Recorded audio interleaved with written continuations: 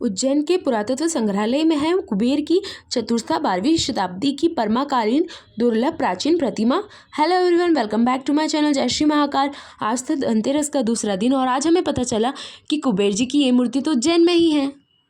तो हम लोग पहुंच जाते हैं कृष्ण जी के स्कूल में। वहाँ पर हमें दिखती है लक्ष्मी, जिसे हम पहले से जानते हैं। उसके बाद हम अंदर जाते हैं। वहाँ पर कृष्ण जी की जो भी विद्या स्थली, जो भी उनकी पुरानी मूर्ति है और वहाँ पर जो चिन्ह है, उन सभी के दर्शन करके वहाँ पर कैमरा अलाउड नहीं था। उसके बाद हम पहुँच जाते हैं भोलेनाथ जी के मंदिर में। वहीं पर साइड में है ये कुबेर जी की मूर्ति। इसका हमने फोटो क्लिक करवाया दूर से, क्योंकि अंदर जाना अलाउड नहीं था। ये है वहाँ के कुबेर जी, इनके दर्शन कर लीजिए। धनतेरस के दूसरे दिन हम लोग गए थे। ये मेरी छोटी बहन सिया थी। उसके बाद हम जाते हैं लक्ष्मी के पास, जिसे हम पहले से जानते हैं, और इसके पास जाकर मैं फ़ोटो खिंचवाती हूँ। ये मेरा फर्स्ट टाइम था उससे आशीर्वाद लेते हुए।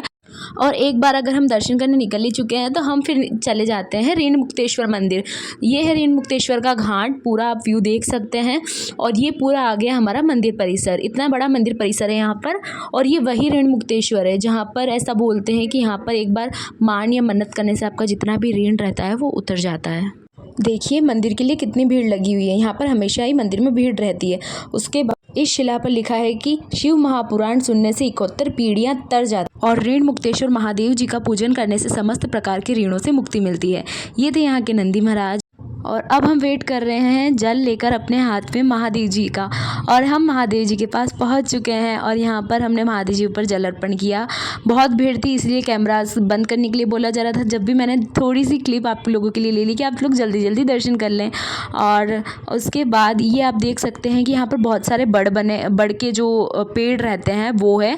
और यहाँ पर ना सारे ही महादेव बड़ के नीचे हैं। ये हैं जो हमारे ऋण मुक्तेश्वर जी हैं, वो भी बड़ के नीचे ही स्थापित है। ये है वीरभद्र जी, इनकी यहाँ पर मूर्ति है। और उसके बाद देख सकते हैं आप यहाँ पर कितनी पुरानी भोलेनाथ जी की और पार्वती जी की मूर्ति बनी हुई है। और यहाँ पर एक और महादेव बड़ के नीचे ही स्थापित हैं। और ये है यहाँ पर झूला, जो कि सालों से लगा हुआ है। मैं जब भी आती हूँ यहाँ पर हमेशा झूलती थी।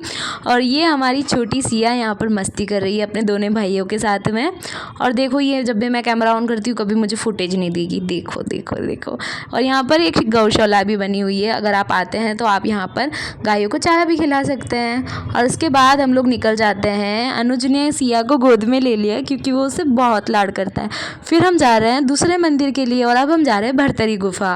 और ये हम भरतरी गुफा पहुंच चुके हैं। ये था वहाँ का मेन गेट, क्योंकि ये सब एक ही रूट में है, इसलिए हम सारे ही मंदिरों के दर्शन करेंगे आज, ठीक है, जो जो रूट में आएंगे।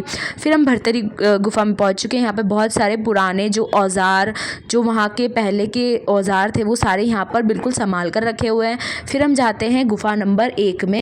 जैसा कि आप देख सकते हैं यहाँ पर सीढ़ियाँ कितनी ही अंदर, और ये पूरी गुफा जैसी बनी हुई है। जैसे कि आप देख सकते हैं यहाँ पर इतने छोटे छोटे गेट से निकलने के लिए बिल्कुल आपको झुककर निकलना पड़ता है। और यहाँ पर अंदर ना बिल्कुल ये गुफा मतलब ऐसा ठंडी हो रही थी पूरी, मतलब मौसम गर्म हो रहा था और ये गुफा पूरी ठंडी हो रखी थी। और अब हम पहुँच जाते हैं राजा भरतरी जी के स्थान पर। आइए सुनते हैं। राजा भरतरी जी महाराज राजपाट छोड़ के आए थे। उन्होंने 12 साल यहाँ पे कठोर तपस्या करी थी। बाबा जी तप कर रहे थे तो इंद्रदेव ने देखा कोई सिद्ध तपस्वी यहाँ ऐसा ना हो कि सिंहासन पे राज कर ले, राजपाट छीन ले। बाबा भरतरी जी महाराज ने अपना हाथ वहां इसे लगाया और इसे रोक दिया शिला को। ये यहाँ पे वज्र से प्रहार हुआ था भरतरी जी महाराज के ऊपर, तो उन्होंने अपने हाथ से इसे रोक दिया। बाबा उज्जैन के राजा बन गए। भरतरी जी महाराज उज्जैन के राजा हैं। ये उनकी तपोभूमि है जहाँ पे उन्होंने कठोर तपस्या की थी। ओम शिव गौरी। और अब हम पहुंच जाते हैं चार धाम का रास्ता। जैसा कि आपने सुना ही होगा कि भरतरी गुफा में चार धाम का रास्ता। यही है वो रास्ता जहां से पहले के युग में चार धाम जाया जाता था। सिर्फ एक दिन के अंदर हम चार धाम पहुंच जाते थे, सिर्फ इसी रास्ते से। अब तो ये बहुत ढस चुका है और अभी से बंद किया जा चुका है, पर पहले के ज़माने में यहाँ से चार धाम जाते थे राजा महाराजा, और पांडवों ने ये रास्ता बनाया था। और उसके बाद यहाँ पर भरतरी जी जाते थे, एक दिन में चार धाम होकर आ जाते थे। पहले के ज़माने की बात ही अलग थी। उसके बाद हम ऊपर जाते हैं और वापस ऊपर आ जाते हैं उसी गुफा में। और यहाँ पर थी बहुत ही पुरानी माता काली की मूर्ति। आप जल्दी से दर्शन कर लीजिए, कितनी पुरानी ही मूर्ति और कितनी दिव्य मूर्ति है। जय माता दी।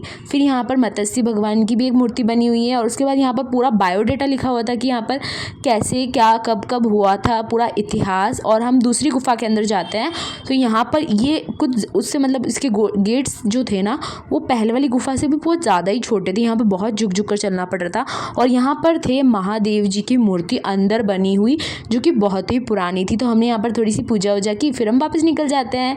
और जैसा कि आप देख सकते हैं उसके बाद हम लोग पहुंच जाते हैं एक और यहाँ पर नया मंदिर बन रहा है, मतलब जो संत महाराज जिन्होंने भी यहाँ पर तपस्या की थी उन सभी की यहाँ पर समाधि बनी हुई है और यहाँ पर एक नया मंदिर बन रहा है। जैसा कि आप व्यू देख सकते हैं, भरतरी गुफा का ये गुंबज था सामने वाला रेड कलर का। उसके बाद हम वापस निकल जाते हैं और ये हमारी सिया बीच में नाटक करते हुए। फिर उसके बाद हम लोग वापस दूसरी जगह के लिए निकलते हैं। अब रास्ते में देखते हैं कौन सा मंदिर आता है। तो अब रास्ते में आ जाता है गढ़कालिका माता जी का मंदिर, जो कि शक्तिपीठों में से एक है। मैं आपको करवाती हूँ गढ़कालिका माता जी के दर्शन। तो चलो चलें, अब हम अंदर जाते हैं और ये है माता जी की मूर्ति। जय माता दी। आप लोग जल्दी जल्दी दर्शन कर लीजिए। आज मैंने कितने सारे मंदिरों के आपके दर्शन करवा दिए। यहाँ पर भी ये जोत लगी हुई है जैसे हरसिद्धि मंदिर में लगी हुई है। यहाँ पर रंगोली वगैरह सब कुछ बनी हुई थी। ये थे यहाँ के नरसिंह जी। और उसके बाद आप देख सकते हैं यहाँ पर ऐसा व्यू है पूरा मंदिर का। भोलेनाथ का चमत्कार देखो कि हम एक मंदिर के दर्शन करने के लिए गए थे और हमने इतने सारे मंदिरों के दर्शन किए। फिर मैंने खाया था गर्मा गर्म हलवा जो कि मेरी नानी जी ने बनाया था। Okay bye. और ये है हमारी Siya. Hello guys, do like share and subscribe to मेरी दीदी का चैनल। बाय, जय श्री महाकाल।